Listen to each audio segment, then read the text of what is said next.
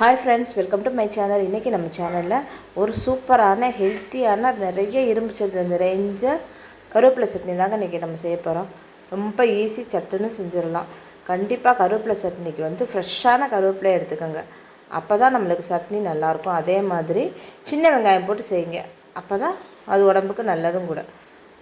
கடுகு உளுந்தம் பருப்பு போட்டுட்டு நான் சின்ன வெங்காயம், பூண்டு, காரத்துக்கு தகுந்த வரமிளகா, புளி எடுத்து வச்சுருக்கேன், தேங்காய் எடுத்து வச்சுருக்கேன். கடலைப்பருப்பு பொரிஞ்சதுக்கப்புறம் நம்ம வரமிளகாயை போட்டுட்டு வரமிளகாய் நல்லா பொரிஞ்சு வரையில் வெங்காயம், பூண்டு,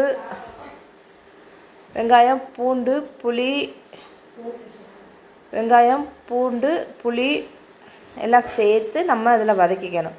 புளி நம்ம இறக்க போயில கூட போட்டுக்கலாம். நான் ஒரு 10 வெங்காயம், 10லேருந்து 12 வெங்காயம் அளவு போட்டிருப்பேன். சின்ன வெங்காயம் தான் போட்டிருக்கேன். 4-5 பல் பூண்டு போட்டு நல்லா வதக்கிட்டு நம்ம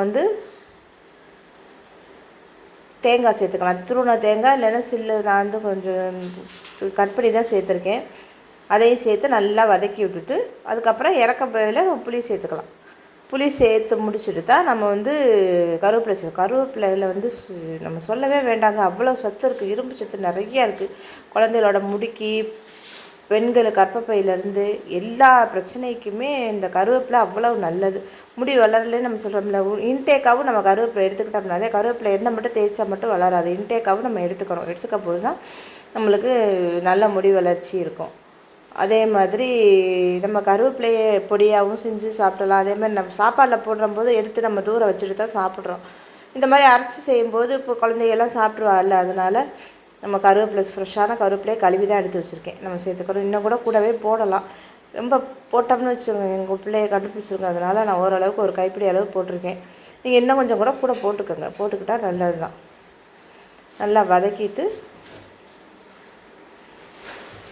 நம்ம அடுப்பை ஆஃப் பண்ணிக்கணும். கருவேப்பிலை போட்டு ரொம்ப நேரம் வதக்கணும் கிடையாது, கொஞ்சம் நேரத்துலேயே நம்ம எடுத்துடலாம். ஏன்னா போட்ட உடனே நம்ம அந்த சூட்லேயே அது நல்லா வதங்கி வந்துடும். கருவேப்பிலை ஃப்ரெஷ்ஷாக இருந்தால் தான் நல்லா, அந்த மனம் தான் நல்லாயிருக்கும். இறக்கிட்டு நம்ம ஆற வச்சுட்டு மிக்ஸி ஜாரில் சேர்த்து நம்ம அரைச்சிக்க வேண்டியதுதான். கருவேப்பிலை சட்னி இட்லி, தோசைக்கு, அதே மாதிரி சாப்பாட்டில் போட்டு பிசைஞ்சு சாப்பிட்றது கூட அது நல்லா தான் இருக்கும். நம்ம வதக்கிறது மட்டும்தான்.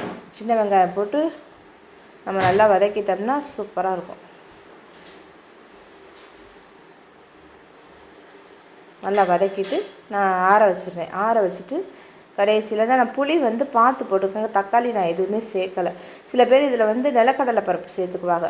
அது உங்களுக்கு டேஸ்ட்டு பிடிச்சிருந்தால் சேர்த்துக்கோங்க. நானும் சேர்த்து செஞ்சுருக்கேன், ஆனால் இன்றைக்கி சேர்க்கலை.